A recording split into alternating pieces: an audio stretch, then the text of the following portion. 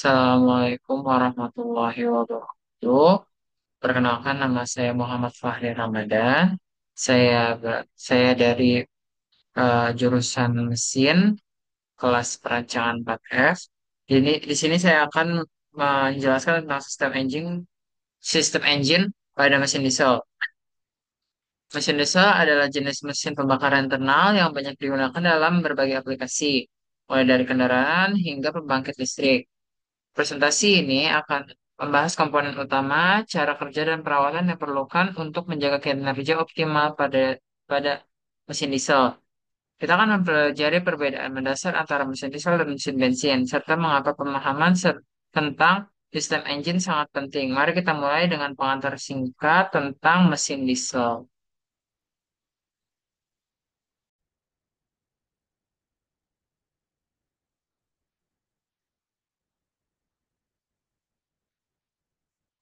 Masuk ke sistem bahan bakar, sistem bahan bakar pada mesin diesel.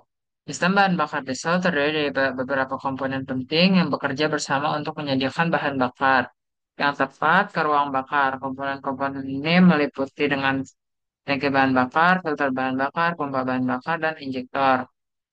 Nah, yang pertama itu tangki bahan bakar. Tangki bahan bakar ini berguna untuk menyimpan bahan bakar diesel, biasanya terbuat dari baja.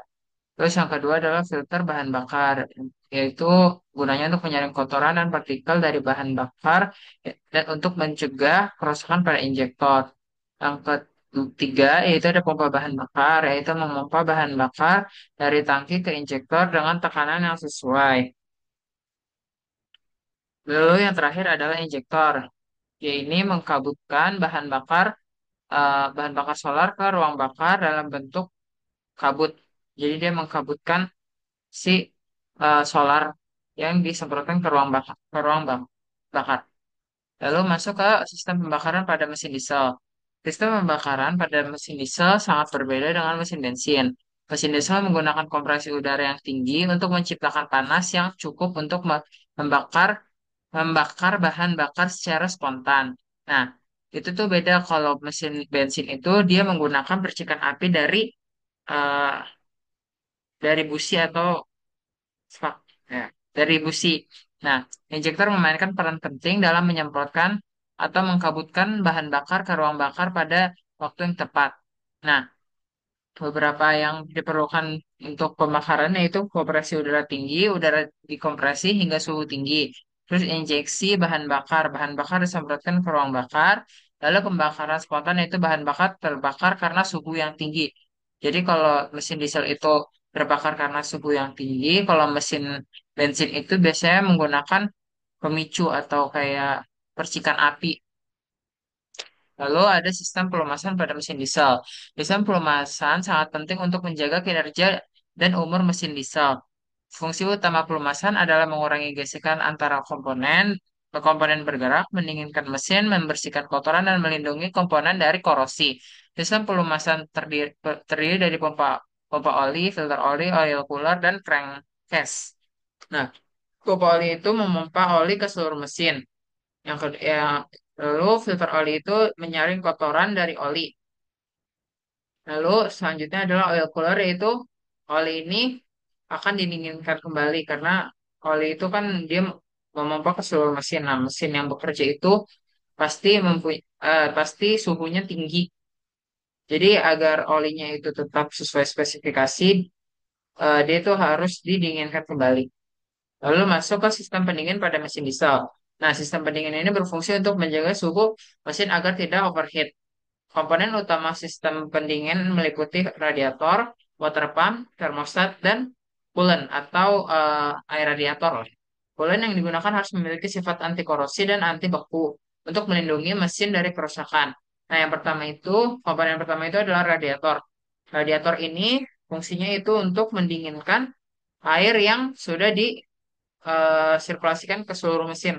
Jadi saat coolant itu masuk ke water jacket dan lain-lainnya, dia akan panas. Nah, lalu dia akan dialirkan ke radiator melewati kisi-kisi yang akan membuat air radiator tersebut tuh menjadi dingin kembali dengan bantuan kipas. Nah, water pump itu fungsinya itu memompa coolant ke seluruh mesin, ke ke seluruh mesin. Nah, yang ketiga itu adalah termostat. Nah, termostat ini tuh dia itu mengatur eh, mengatur aliran si coolant-nya itu. Jadi kayak jadi termostat ini bekerja untuk agar agar agar mesin dapat panas yang sesuai spesifikasinya. Jadi sebelum eh, mesin itu mendapatkan panas yang optimal, termostat ini tidak akan mengalirkan coolant ke radiator untuk didinginkan kembali. Nah, biasanya itu suhu pada mesinnya itu sekitar 89, 80 sampai 90 derajat Celcius lah. Nah, saat suhu segitu baru termostat ini akan kebuka terus mengalirkan coolant ke radiator untuk didinginkan kembali.